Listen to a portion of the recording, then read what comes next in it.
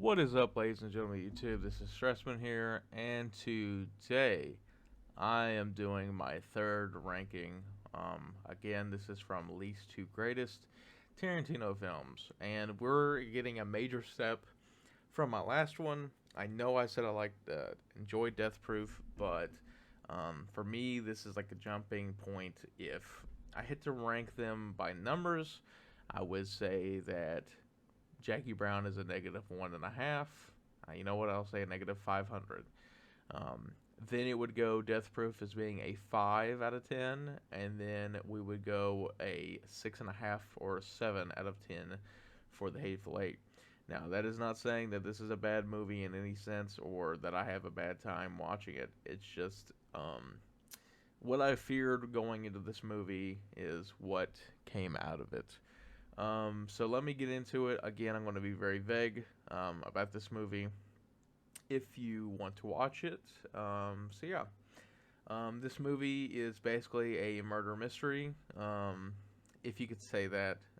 It's more along the lines of just a mystery in itself because you have this ensemble cast that doesn't know why the other one is there. You're told like a blanket narrative of why everyone's there. You got Kurt Russell's character that's there to bring in the fugitive. You got Jennifer Jason Leigh as Daisy Domergue in there she's the fugitive. You got Samuel L. Jackson in there, and you don't know what his deal is. You got Walton Goggins, don't know what his deal is. You have a bunch of people in this movie that you don't know who's whose side is who on. Can I watch my back with this person? There's very vague histories that tie into each and every person. So yeah. That being said, the first viewing of this movie is enjoyable as all get out. I really enjoyed watching this for the first time, and I don't know if I should say this because this could incriminate myself, but I will try to put it in a way that won't. Let's just say I did watch this movie early, before it did come out, back in 2015. I think it may have been 2015. Maybe I think it was no.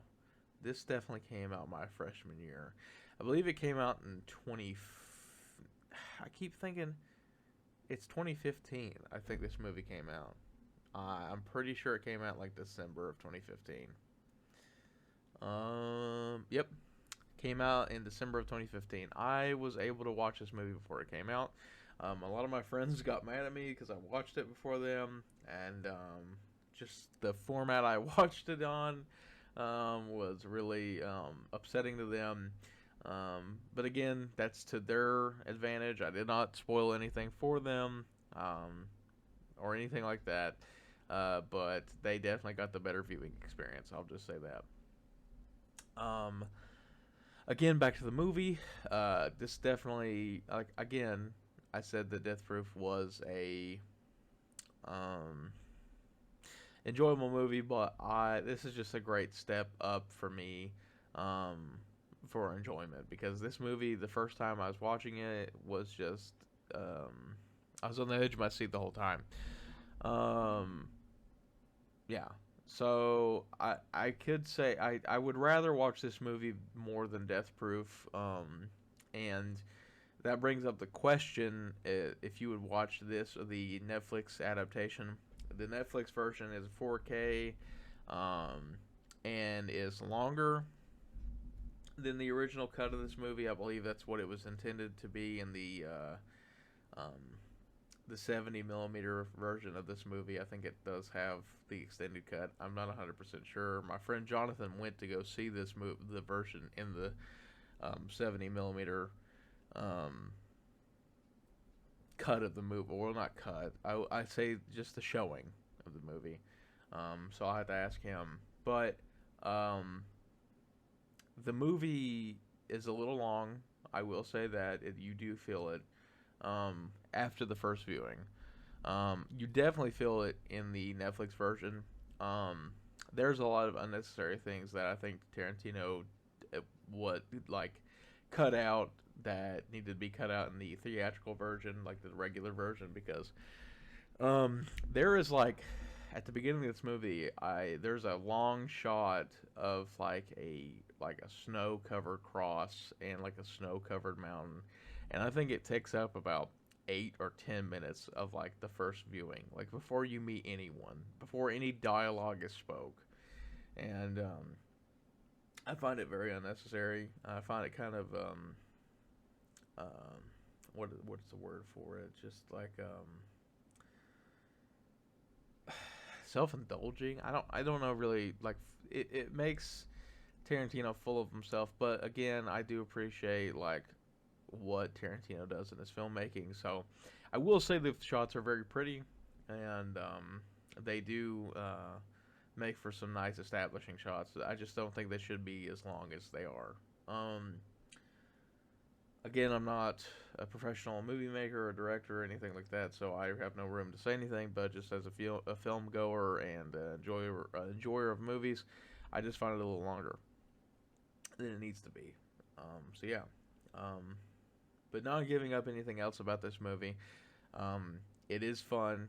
I definitely recommend if you haven't watched it and want to get on to Tarantino movies, definitely watch this movie. Um, it is, in my opinion, sort of a mystery.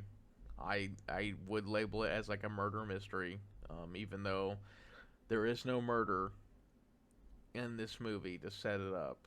I will say that I will label it as a mystery. Um, and I'll leave it at that because I feel like I've given away already by saying something beforehand. All the performances in this movie are amazing. I really like the altercation between Bruce Dern and Samuel L. Jackson in this movie. Um, Kurt Russell's great in this movie. Tim Roth's great, and he literally doesn't really get that much um, screen time.